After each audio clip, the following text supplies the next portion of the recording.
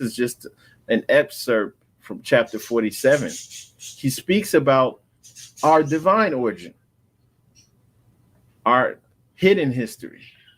Just going to verse 3, it says his father and his family were second. Then came the word Ethiopia, which means the demarcation line of the dominion of Amexem, the first true and divine name of Africa, right? Something is hidden. The first true and divine name of Africa, Amexem, right? The dominion of Cush, northeast and southeast Africa, northwest and southwest was his father's dominion of Africa. In later years, many of their brethren from Asia and the Holy Lands joined them. The Moabites from the land of Moab, who received permission from the pharaohs of Egypt to settle and inhabit northwest Africa.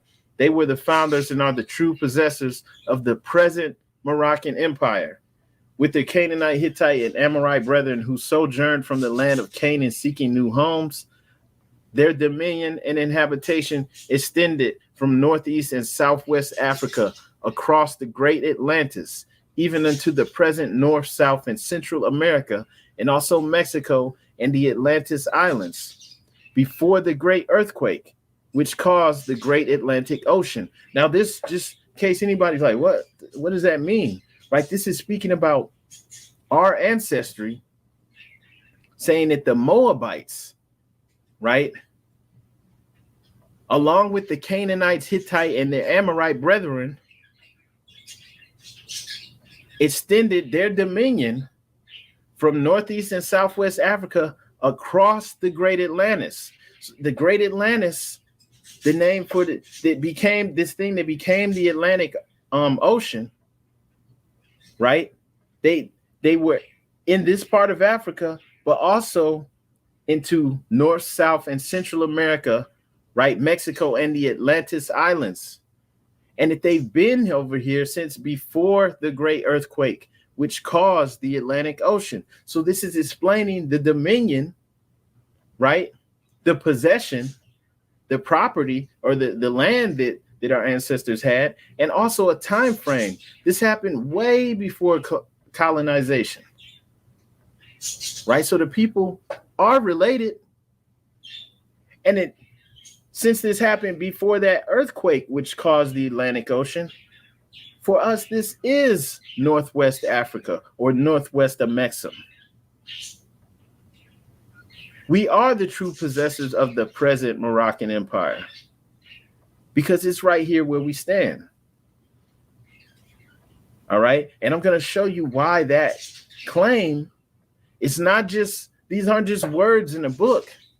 Once you have this understanding, you can now go back and trace yourself through history. This is one of the things we're going to do here to make sense out of this.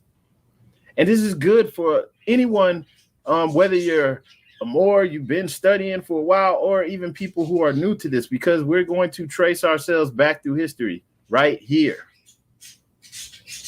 All right.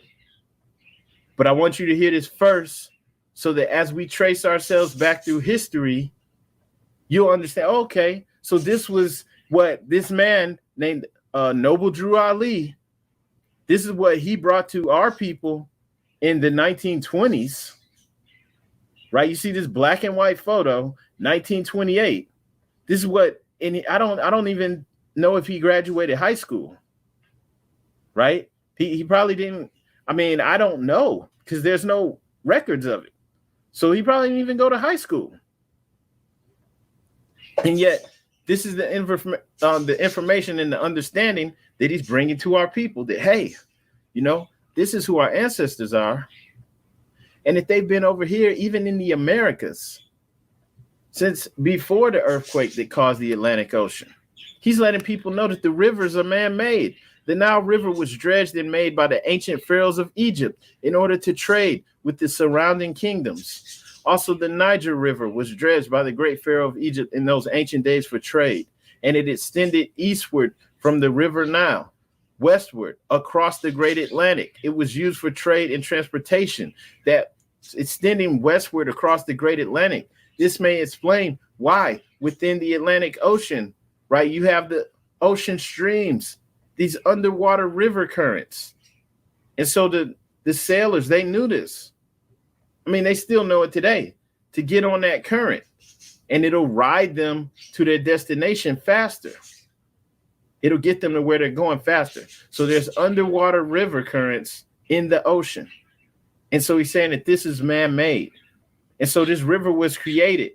And when the earthquake happened, which caused the Great Atlantic, it just stretched across this gap, that was filled in by the water. That became the Atlantic Ocean. It was still there. The river's still there. It's just underwater now. And it was used for trade and transportation. So trade was taking place not only within the huge continent of Africa, but also across the Atlantic with the Americas. And this is why you will have corn, right, being talked about in ancient Egypt. And corn is important because corn is indigenous to the Americas. Like, how do they even know about this if they're limited to that one part of the world? They ain't even have the knowledge of how to travel across the ocean. How would they know about corn? And so there's other crops and things too that they had in different parts of the world. And this is because the trade was taking place before the Europeans were able to participate in international trade. That's how come you had this cross-cultural thing going on. They also have the cocaine mummies, which you can do some research on your own.